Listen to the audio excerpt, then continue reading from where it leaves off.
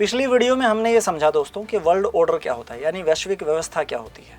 ये एक कंसेप्ट है, एक थ्योरी है, जिसके जरिए इंटरनेशनल लेवल पे पावर कैसे डिफ्यूज्ड है, कैसे बटी हुई है, उसको देखा जाता है।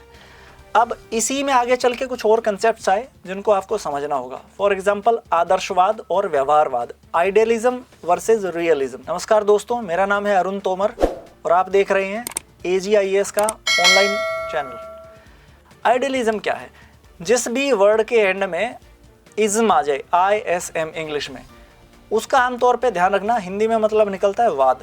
इंग्लिश में उसका मतलब आमतौर पे होता है बिलीफ और थ्योरी।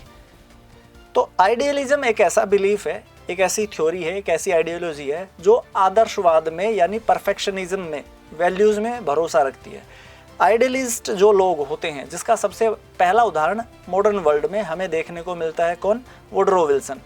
उनका मानना था कि वर्ल्ड लेवल पे, विश्व स्तर पे एक गवर्नमेंट इस्टेब्लिश की जा सकती है, जिससे क्या होगा, वैश्विक शांति हमें मिल जाएगी। अलग अलग देश जो हैं उनके बीच में पीस इस्टेब्लिश हो जाएगा। तो सही मायने में ऐसा हो नहीं पाया। कुछ समय बाद ही द्वितीय विश्व युद्ध स्टार्ट हो गया। तो ये जो है ना, आदर्शवाद माना जाता है, आइडियलिस्ट यानी परफेक्शनिज्म। ऐसा कुछ होता नहीं है असल में। अगर आप चाहते हैं आज के टाइम के दुनिया की सारी जो देश हैं, कंट्रीज हैं, वो न्यूक्लियर वेपन से त्याग दें, अगर आपको लगता है कि एक दिन ऐसा हो जाएगा, तो मुबारक हो, आप आइडियलिस्ट हैं। अगर हम अपनी हिस्ट्री में, अपने इतिहास में झांकें, तो आदर्शवाद का सबसे बड़ा उदाहरण जो हमें देखने को मिलता है वो है भगवान राम। ऐसा क्यों कहा जाता है? ऐसा इसलिए कहा जाता है क्योंकि वचन उनके पिताजी ने दिया था। वो ज्येष्ठ पुत्र थे। एक रात की बात थी, सुबह उनका कोरोनेशन यानी राज्याभिषेक होना था। अपने पिता का दिया हुआ वचन पूरा करने के लिए, और वो भी उस समय का शायद वो पैदा भी नहीं हुए थे, उन्होंने वनवास का रास्ता चुना। उनके पिताजी ने उनको कहा कि आपको ये करने की जरूरत नहीं है, वचन मेरा दिया हुआ है, वचन टूटेगा तो पाप का भागी मैं बनूंगा, सजा मुझे मिलनी चाहिए, आपको नहीं। लेकिन राम ने क्या किया? मर्यादा पुरुषोत्तम भगवान राम ने क्या किया? अपने पिता का दिया हुआ वचन पूरा करने के लिए राज्य को छोड़ के वनवास का रास्ता चुना। तो इसलिए कहा जाता है आदर्शवाद।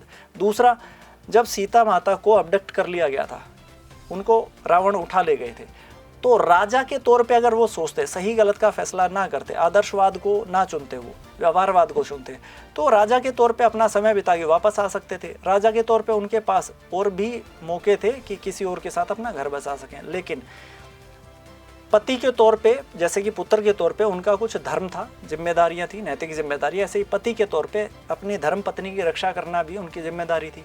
तो वहाँ भी उन्होंने आदर्शवाद को चुना। तो मानव इतिहास में भारत की तरफ से अगर कोई सबसे उत्कृष्ट उदाहरण है आदर्शवाद का, तो वो है प्रभु राम। दूसरी तरफ अगर हम व्यवहारवाद की बात करें, व्यवहारवाद ये कहता है कि आपको रियल वर्ल्ड में अभी क्या चल रहा है या क्या हो सकता है, उसके बेसिस पे देखना पड़ेगा।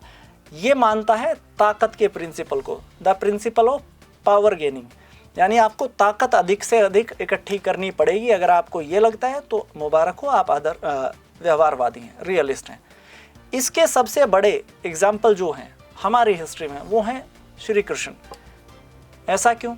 उन्होंने महाभारत का जब युद्ध शुरू हुआ कुरुक्षेत्र का, तो ये वचन दिया था कि मैं पूरे युद्ध में हथियार नहीं उठाऊंगा।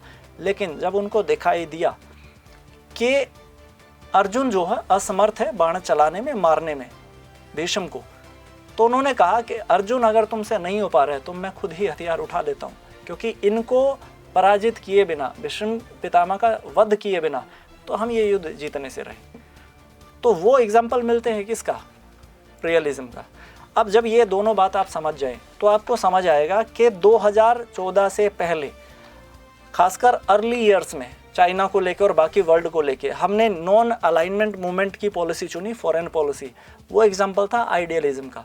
हिंदी चीनी भाई भाई, इस बात को जवाहरलाल नेहरू जी मान बैठे और बॉर्डर सिक्योरिटी को ज़्यादा तरजीह, ज़्यादा कंसर्न नहीं दिखाई, जिसकी वजह से 1962 में हमें पछतावा झेलना पड़ा, चीन के हाथों हमारी हार हुई और हम अपनी कुछ भूभाग को गंवा बैठे। तो वो किसका एग्जाम्पल था? आदर्शवाद का।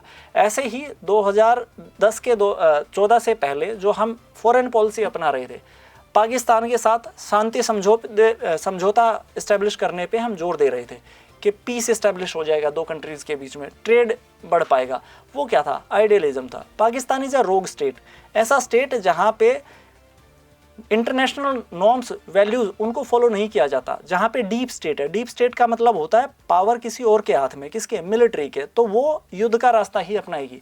जब इस बात को हम नहीं समझ पा रहे थे, नहीं मानने को तैयार थे, तो हम आदर्शवादी थे, आइडियलिस्ट थे।